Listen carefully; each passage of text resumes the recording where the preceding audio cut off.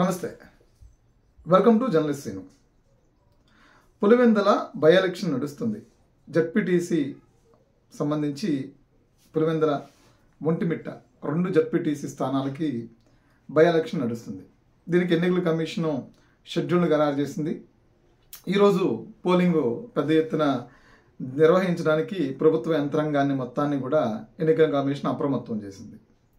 ఇటు పోలీసులు అంటే ఏదైతే సమస్యాత్మక పోలింగ్ కేంద్రాలు ఏవైతే ఉన్నాయో వాటిలో కొన్ని పోలింగ్ స్టేషన్ల బూతులు కూడా మార్పులు చేర్పులు చేస్తూ కొన్ని నిర్ణయాలు తీసుకుంది. ఆ నిర్ణయాల ప్రకారం ఎన్నికలు సజావుగా జరిగేందుకు అంటే పులివెందల్లో 1995 నుంచి 2021 వరకు కూడా ఏకగ్రీవాలు జరిగాయి. ఈసారి ఎన్నికలు జరగాలనేది ఒక ప్రతిష్టాత్మక అంశం అయితే ఈ ఎన్నికలు పులివెందల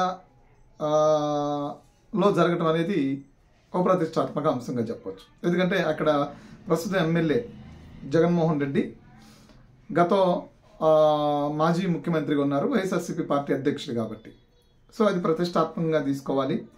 ఎన్నికలు అటు ఇటు అయినా సరే అక్కడ వివాదాలు తలెత్తేటువంటి అల్లర్లు రేకెత్తి చట్ట లా అండ్ ఆర్డర్ ఇష్యూస్ తలెట్టే అవకాశం ఎక్కువ కనిపిస్తుంది. ఎందుకంటే మామూలుగానే ప్యాక్షన్ ప్రాంతం అనే దానికి ఎంతో కొంత ఆనవాళ్లు ఇంకా కనిపిస్తున్నాయి కాబట్టి అటువంటి పరిస్థితులు ఆడ ఉన్నాయి కాబట్టి ఈ ఫ్యాక్షన్ ప్రాంతంలో ప్రశాంతమైన వాతావరణంలో ఎన్నికల నిర్వహణ అంతా కూడా ప్రశాంతంగా జరగాలనేది ఒక ఆలోచనతో ప్రభుత్వం ఇటు ఎన్నికల కమిషను చాలా ఈ అన్ని అంశాలను తడువుగా చెక్ చేసుకుంటూ ఇటు పోలింగ్ స్టేషన్స్ బూతులు కూడా సమస్యాత్మక కేంద్రాలు అనేటువంటి బూతులను కూడా మార్పులు చేర్పులు చేస్తూ ఎన్నిక సజావుగా సాగేందుకు ఎటువంటి శాంతియుతమైనటువంటి వాతావరణంలో ఆ పులివెందుల ఎన్నిక జరిగేందుకు అటు ఒంటిమిట్ట ఎన్నిక జరిగేందుకు అన్ని ఏర్పాట్లు పకడ్బందీగానే చేసినట్టు తెలుస్తుంది.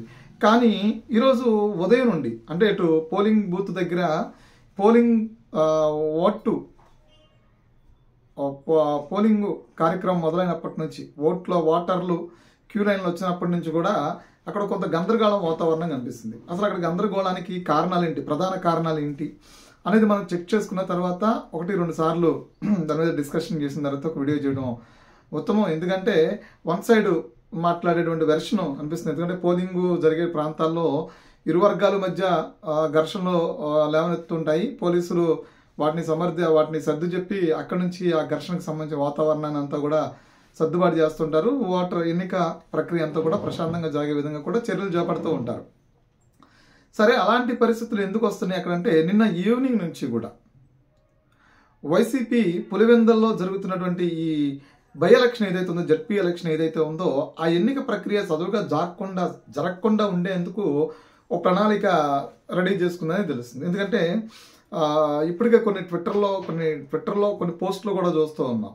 ఆ పోస్టుల సారాంశం మనం చూస్తే జగన్మోహన్ రెడ్డి ఓటుకి పెద్ద ఎత్తున డబ్బులు ఇచ్చి ఆ జడ్పీటీసీ గెలవాలనే దాన్ని ప్రలోభాలకు గురి చేయాలి, ఓటర్ని జడ్పీటీసీ గెలవాలనేది ఒక ఆయుధంగా పెట్టుకున్నారు. ఒకవేళ ఈ ఓటర్ డబ్బులు పంపిణీ కార్యక్రమం కన్నా సరిగ్గా జరగకపోతే లేదంటే ఓటర్లు డబ్బులు తీసుకున్న ఓటు ఎటు సైడ్ వేస్తారనే అనుమానాలు ఏమాత్రం ఉన్నా సరే ఎన్నికల్ని అడ్డుకునే విధంగా కూడా ప్రణాళిక రెడీ చేసుకున్నారనేది కొన్ని సోషల్ మీడియాలో వస్తున్నటువంటి ఇన్ఫర్మేషన్. అంటే దాన్ని బేస్ చేసుకుని అయితే మాట్లాడట్లేదు. ఓ మాజీ మంత్రి కూడా ఇలాంటిది ఒక పోస్టు చేశారు. తాడేపల్లి ప్యాలెస్లో వ్యూహకర్తలను పెట్టుకుని ఎన్నికలు వ్యవహారాన్ని కంటిన్యూ చేస్తున్నారు, పెద్ద ఎత్తున ప్రజలను ప్రలోభాలకు గురి చేస్తున్నారని. మరి అందులో వాస్తవం ఎంత, ఆయన దగ్గర ఉన్న ఇన్ఫర్మేషన్ ఏంటి అనేది తెలియదు. కానీ ఇక్కడ వన్ సైడ్ మాట్లాడుకుంటున్నా అంటే ఉదయం నుంచి జగన్మోహన్ రెడ్డి అంటే వైఎస్ఆర్సీపీకి అక్కడ జగన్మోహన్ రెడ్డి స్థానిక ఎమ్మెల్యే కాబట్టి పులివెందల అనేది ఇక్కడ బలమైనటువంటి వైఎస్ఆర్ కుటుంబానికి సంబంధించినటువంటి ఒక నియోజకవర్గం కనిపిస్తుంది కాబట్టి అక్కడ వైసీపీ వాళ్ళు ఈరోజు ఉదయం నుంచి కూడా ఓటర్లను తరిమేసేటువంటి ప్రయత్నం, ఎలక్షన్ జరగకుండా అడ్డుకునేటువంటి ప్రయత్నం, ఇటు అవినాష్ రెడ్డిని అరెస్ట్ చేయకముందా కూడా అవినాష్ రెడ్డి ఎలక్షన్ జరగకుండా ఆపడానికి కావాల్సినటువంటి ఎత్తుగళ్ళు వేస్తూ ఉన్నారు అనేది నడుస్తున్న చర్చ. మరి అది ఇందులో వాస్తవం ఎంత ఉందో తెలియదు. పోలీసులు అరెస్ట్ చేశారు కాబట్టి ఆయన అరెస్టు సజావుగా జరగకుండా ఆపే ప్రయత్నం చేశారనేది కొంతవరకు అర్థమవుతుంది. ఇంకో పక్కన చూస్తే కనుక టీడీపీ శ్రేణులు పెద్ద ఎత్తున అల్లర్లు సృష్టిస్తున్నారని ఇటు వైసీపీ అనుకూల మీడియా కూడా దీన్ని ప్రచారం చేస్తూ ఉంది. రెగ్గింగ్ జరుగుతుంది అని ప్రచారం చేస్తుంది. సరే, ఇందులో రెగ్గింగ్ ఎక్కడ జరుగుతుంది అంటే పవర్ ఆఫ్ గవర్నమెంట్లో ఉన్న వాళ్ళు రెగ్గింగ్లకు పాల్పడాల్సిన అవసరం లేదు. ఇదేమి సార్వత్రిక ఎన్నికల కాదు, ఒక జడ్పీటీసీ సంబంధించిన ఎన్నిక. ఒకవేళ ఆ నియోజకవర్గంలో ఆ జడ్పీటీసీ స్థానం కూటమి ప్రభుత్వం కోల్పోయినా పోగొట్టుకున్న దానివల్ల పెద్దగా కూటమి ప్రభుత్వానికి పోయేదేమీ లేదు. అవేమి అంచనాలు తల్లక్రిందులయ్యేటువంటి పరిస్థితి కాదు. కానీ గెలవాల్సినటువంటి అవసరం ఎవరికి ఉందంటే వైసీపీకే ఉంది. ఎక్కువ శాతం వైసీపీకే కనిపిస్తుంది. ఎందుకంటే అక్కడ ఉన్నటువంటి వ్యక్తి ఆ నియోజకవర్గ ఎమ్మెల్యే, ప్రాతినిధ్యం వస్తున్నటువంటి ఎమ్మెల్యే వైఎస్ జగన్మోహన్ రెడ్డి కాబట్టి అది వాళ్ళకి ఓడిపోతే ఇప్పటికే కుప్పం గెలుస్తామని చెప్పని అంతకుముందు ప్రగల్భాలు పలికిన 175 గెలుస్తామని 11 స్థానాలకు పడిపోయినా, లేదా 3 ఏళ్లలో మనం అధికారంలోకి వస్తున్నామని చెప్పని ప్రజలకి చెప్పిన కేవలం పులివెందల గెలవలేని జడ్పీటీసీ బై ఎలక్షన్లో వైసీపీ గెలవలేకపోయింది కాబట్టి ఆ మైనస్ ఆయనకి ఇంకెక్కువ పెరిగేటువంటి అవకాశం ఉంది. అంటే ప్రజల్లో ఒక డిఫరెంట్ చర్చ నడుస్తుంది.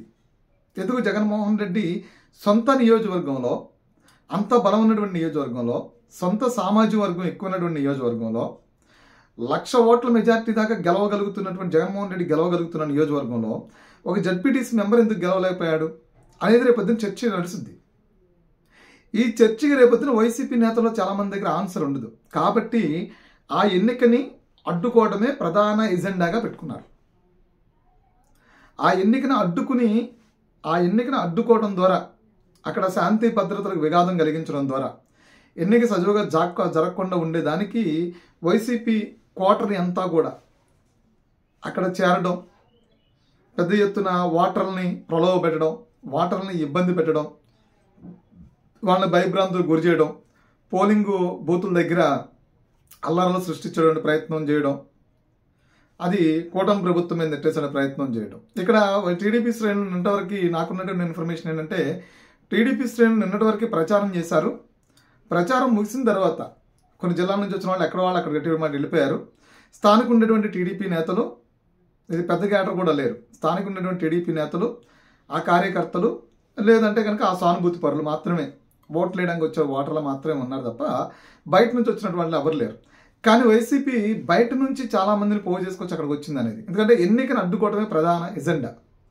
దాన్ని కూటమి ప్రభుత్వం ఎన్నికల్లో అవకతవకలో పాల్పడి అక్కడ రెగ్గింగ్ చేసే ప్రయత్నం చేసింది, అల్లర్లు సృష్టించింది అనేది 2 ఆస్పెక్ట్లో చెప్పడానికి ప్రయత్నం చేస్తుంది. ఒకటేమో ఎన్నికని వీళ్ళే ఆపేసి, సజావుగా జరగకుండా ఆపేసి, కూటమి ప్రభుత్వం అరాచకాలకి తెరలేపింది కాబట్టి ఎన్నిక ఆగిపోయింది అని చెప్పిన కూటమి ప్రభుత్వం మీద బురద వేసేటువంటి ప్రయత్నం ఒకటి జరుగుతుంది. ఎందుకంటే వాళ్ళు గవర్నమెంట్లో లేరు కాబట్టి ప్రజలు నమ్ముతారు.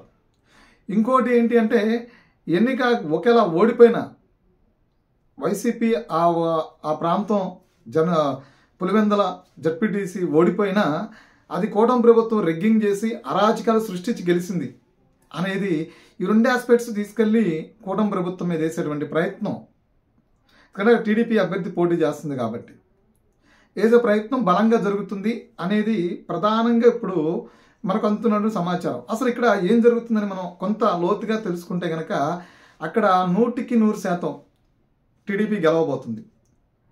మారెడ్డి లలితారెడ్డి గెలవబోతుంది అనేది అక్కడ సానుభూతి కూడా, టీడీపీ సానుభూతి పరులు పెరిగారు.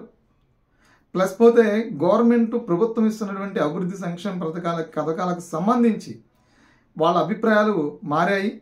జగన్మోహన్ రెడ్డి ఆ కుటుంబానికి ఇప్పటివరకు కూడా వాళ్ళు విధేయులుగా ఉన్నా ఈసారి టీడీపీ కూటమి ప్రభుత్వం ద్వారా పొందుతున్నటువంటి లబ్ధిని దృష్టిలో పెట్టుకుని ముందుకెళ్లాలనుకునే నేపథ్యంలో ఈ టర్ము ఏ ఎలక్షన్ వచ్చినా, ఎందుకంటే మనం గతంలో గ్రాడ్యుయేట్ ఎమ్మెల్సీ ఎన్నికల్లో కూడా మనం చూసాం ఇచ్చినటువంటి తీర్పు, ఈ టర్ములో ఇలాంటి ఒక అవకాశం టీడీపీకి ఇస్తే అభివృద్ధి అనే దానికోసం బాటలు వేసిన వాళ్ళం అవుతాము, భవిష్యత్తు బాటలు వేసిన వాళ్ళం అవుతాం అనేది అక్కడ ప్రధానంగా ఉన్న చర్చ. ఆ చర్చలో భాగంగానే కూటమి ప్రభుత్వం లేదా టీడీపీ అభ్యర్థి అక్కడ గెలవబోతున్నాడు. దీన్ని అడ్డుకునేటువంటి ప్రయత్నాలు వైసీపీ 100% చేయబోతుంది అనేది మనకున్నటువంటి సమాచారం.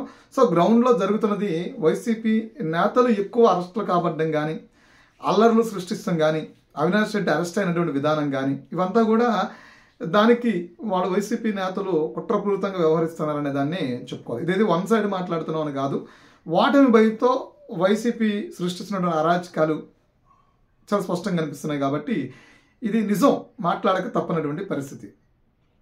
కంటెంట్ నచ్చితే వీడియోని అశాంతం చూడండి, లైక్ చేయండి, షేర్ చేయండి, సబ్స్క్రైబ్ చేయండి. Please subscribe.